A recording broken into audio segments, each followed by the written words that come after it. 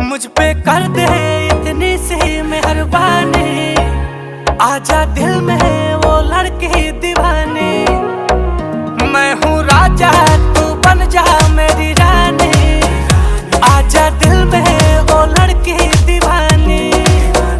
तेरा प्यार है जैसे प्यास है को पानी, आजा दिल में वो लड़की दीवानी।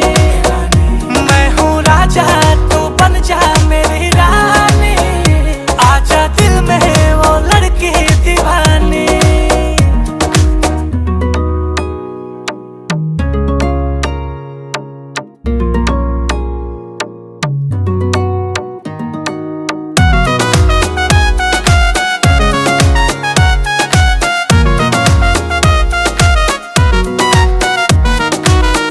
रूप सुहाना तेरा दीवाना,